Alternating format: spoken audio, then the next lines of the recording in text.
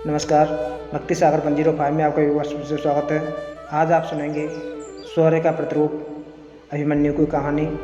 अभिमन्यु अर्जुन का पुत्र था। श्री कृष्ण की बहन सुभद्रा इनकी माता थी। यह बालक बड़ा होनहार था। अपने पिता के समान सारे गुण इसमें विद्यमान थे।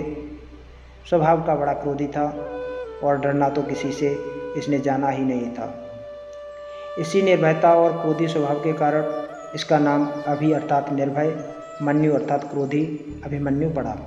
अर्जुन ने धनुर्वेद का सारा ज्ञान इसको दिया था। अन्य अस्त्र शस्त्र चलाना भी इसने सीखा था। पराक्रम में किसी वीर से भी कम नहीं था। 16 वर्ष की अवस्था में ही अच्छे सेनानियों को चुनौती देने की शक्ति और सामर्थ्य इसमें थी। इसकी मुखाकृति और शरीर का ढीलडौल भी असाधारण था। वृषभ के समान ऊंचे और भरे हुए कंधे थे। उभरा वक्षस्थल था और आंखों में एक जोश था। महाभारत का भीषण संग्राम छिड़ा हुआ था। पितामह धराशायी हो चुके थे। उनके पश्चात गुरु द्रोणाचार्य ने कौरवों का सेनापतित्व संभाला था।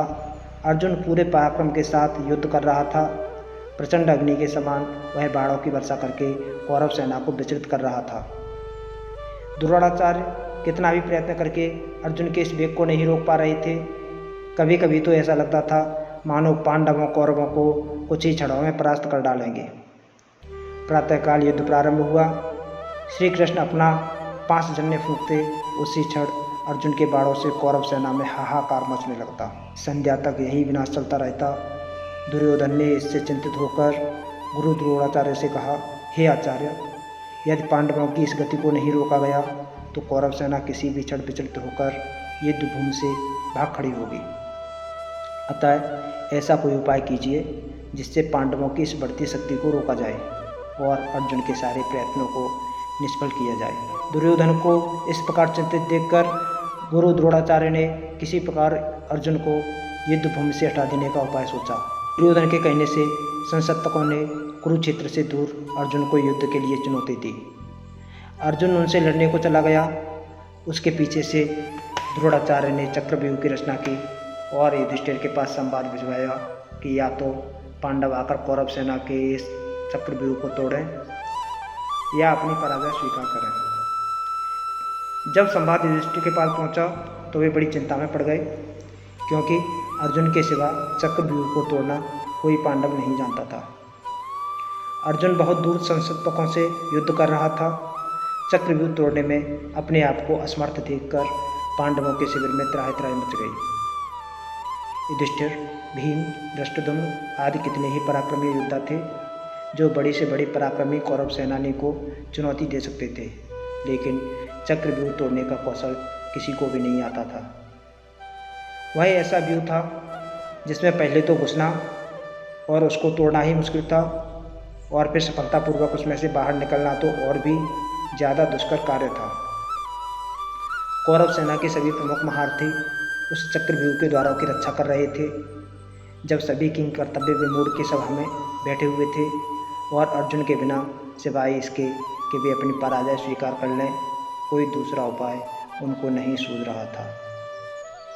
अभिमन्यु वहां आया और सभी को गहन चिंता में डूबा हुआ पाकर युधिष्ठिर से पूछने लगा कि चिंता का क्या कारण है। युधिष्ठिर ने सारी बात बता दी। उसे सुनकर वह वीर बालक अपूर्व साहस के साथ बोला, आर्य, आप इसके लिए चिंता न करें। दुष्ट कौरवों का यह षड्यंत्र किसी भी प्रकार सफल नहीं हो सकेगा। यदि अर्जुन नहीं है तो उनका वीरपुत्र अभिमन्यु तो यहाँ है। आप दुर्योधन की चुनौती स्वीकार कर लीजिए। मैं चक्रव्यूह तोड़ने के लिए जाऊँगा। अभिमन्यु की बात सुनकर सभी को आश्चर्य होने लगा। एक साथ सबकी नीचे झुकी हुई गर्दनें ऊपर उठ गईं। फिर भी युधिष्ठिर ने इसे अभिमन्यु की नादानी ही समझा। उन्होंने पूछा, बेटा, तुम्हारे पिता अर्जुन के सिवा इनमें से कोई भी चक्रव्यूह भेदना नहीं जानता, फिर तुम कैसे इसका भेदन कर सकते हो? हाय, आज अर्जुन होता तो यह अपमान सहना नहीं पड़ता। संध्या काल तक भी वह गांडीव धनवा नहीं आ सकेगा और पांडवों की यह सेना जिसको लेकर वह प्रचंड वीर अभी तक युद्ध करता रहा है, अपने अस्त्र शस्त्र डालकर कौरवों से पराजय स्वीकार कर लेगी। हाय हाय क्रूर विधाता, यह कहकर युधिष्ठिर अधीर हो उठे। उसी क्षण अभिमन्यु ने सिंह की तरह गरज कर कहा, आर्य, आप मुझे बालक न समझें। मेरे रहते पांडवों का गौरव कभी मिट नहीं सकता। मैं चक्रव्यूह वेदना जानता हूँ। पिता ने मुझे चक्रव्यूह के भीतर घुसने की क्रिया तो बतला दी थी, लेकिन उससे बाहर निकलना नहीं बताया था। आप किसी प्रकार की चिंता न करें। मैं अपने पराक्रम पर विश्वास करके चक्रव्यूह को तोड़ूंगा और उससे बाहर भी निकल आऊँगा। आप चुनौती स्वीकार कर लीजिए। युद्ध के लिए मुझे आज्ञा देकर शंख बजा दीजिए। उस दुर्योधन को संदेश भिजवा दीजिए कि वीर धनंजय का पुत्र अभिमन्यु उनकी सारी चाल को निष्फल करने के लिए आ रहा है। कितनी ही बार अभिमन्यु ने इसके लिए हट किया। परिस्थिति भी कुछ ऐसी थी। युधिष्ठिर ने उसको आज्ञा दे दी। अभिमन्यु अपना धनुष लेकर युद्ध भूमि की ओर चल दिया। उसकी रक्षा के लिए भीमसेन, धृष्टद्युम्न और सात्यकी चले। चक्रव्यूह के पास पहुंचकर अभिमन्यु ने बाणों की वर्षा करना प्रारंभ कर दिया और शीघ्र ही अपने पराक्रम से उसने पहले द्वार को तोड़ दिया और वह तीर की गति से व्यूह के अंदर घुस गया। लेकिन भीमसेन, सात्यकी और धृष्टद्युम्न उसके पीछे व्यूह में नहीं घुस पाए। उन्होंने कितना ही पराक्रम दिखाया, लेकिन जयद्रथ ने उनको रोक लिया और वहीं से अभिमन्यु अकेला रह गया। अर्जुन का वह वीरपुत्र अद्भुत योद्धा था। व्यूह के द्वार पर उसे अनेक योद्धाओं से भीषण युद्ध करना पड़ा, लेकिन उसका पराक्रम प्रचंड अग्नि के समान था। जो कोई उसके सामने आता या तो धराशायी हो जाता या विचलित होकर भाग जाता था। इस तरह व्यूह के प्रत्येक द्वार को वह तोड़ता चला जा रहा था। कौरवों के महारथियों ने उस वीर बालक को दबाने का कितना ही प्रयत्न किया, लेकिन वे किसी प्रकार भी उसे अपने बस में नहीं कर पाए। उसके तीक्ष्ण बाणों की मार से व्याकुल होकर दुर्योधन ने गुरु द्रोणाचार्य से कहा, हे आचार्य, अर्जुन का यह वीर बालक चारों ओर विचर रहा है और हम कितना भी प्रयत्न करके इसकी भीषण गति को रोक नहीं पाते हैं। एक के बाद एक सभी द्वारों को इसने तोड़ दिया है। यह तो अर्जुन के समान ही युद्ध कुशल और पराक्रमी निकला। अब तो पांडवों को किसी प्रकार पराजित नहीं किया सकता। इसी प्रकार कर्ण ने भी घबराकर द्रोणाचार्य से कहा, हे गुरुदेव, इस पराक्रमी बालक की गति देखकर मुझको भी आश्चर्य हो रहा है। इसके तीक्ष्ण बाण मेरे हृदय को व्याकुल कर रहे हैं। यह ठीक अपने पिता अर्जुन के समान ही है। यदि किसी प्रकार इसको न रोका गया तो हमारी यह चाल व्यर्थ चली जाएगी। अतः किसी तरह से इसको चक्रव्यूह से जीवित नहीं निकलने देना चाहिए। द्रोणाचार्य अभिमन्यु की वीरता देखकर कुछ क्षणों के लिए चिंता में डूबे रहे। अर्जुन के उस वीर पुत्र ने कर्ण, दुशासन आदि महारथियों को पराजित कर दिया था और राक्षस अलम्बुस को युद्ध भूमि से खदेड़कर बृहदल को तो जान से ही मार डाला था। दुर्योधन के सामने ही उसके बेटे लक्ष्मण को भी उसने मार डाला था। बड़े बड़े शूरवीर खड़े देखते रह गए और वह प्रचंड अग्नि की लपट की तरह सबको भस्म करता हुआ चक्रव्यूह तोड़कर अंदर घुस गए। कौरवों के सारे प्रयत्न निष्फल चले गए तो उन्होंने छल से काम लेने की बात सोची। अलग अलग लड़कर कोई भी महारथी अभिमन्यु से नहीं जीत सकता था, इसलिए उन्होंने मिलकर उस पर आक्रमण करने का निश्चय किया।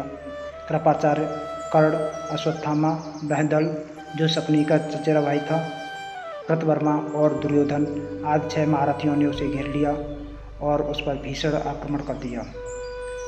कर्ण ने अपने बाणों से उस बालक का धनुष काट डाला। भोज ने उसके घोड़ों को मार डाला और कृपाचार्य ने उसके पार्श्व रक्षकों के प्राण ले लिए। इस तरह अभिमन्यु पूरी तरह निहत्था हो गया, लेकिन फिर भी जो कुछ उसके हाथ में आया उससे ही वह शत्रुओं को विचलित करने लगा। थोड़ी ही देर में उसके हाथ में एक गदा आ गई। उससे उसने कितने ही योद्धाओं को मार गिराया। दुशासन का बेटा उसके सामने आया। घोर संग्राम हुआ। अकेला अभिमन्यु 6 के सामने क्या करता। महारथियों ने अपने बाणों से उसके शरीर को छेद दिया। अब वह लड़ते लड़ते थक गया था।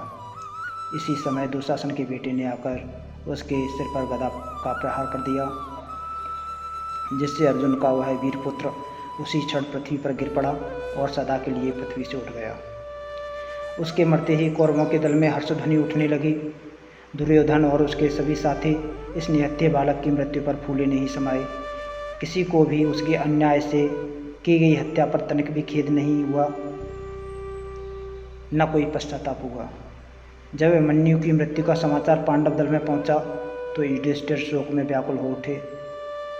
अर्जुन की अनुपस्थिति में उन्होंने उसके लाल को युद्ध भूमि में भेज दिया था।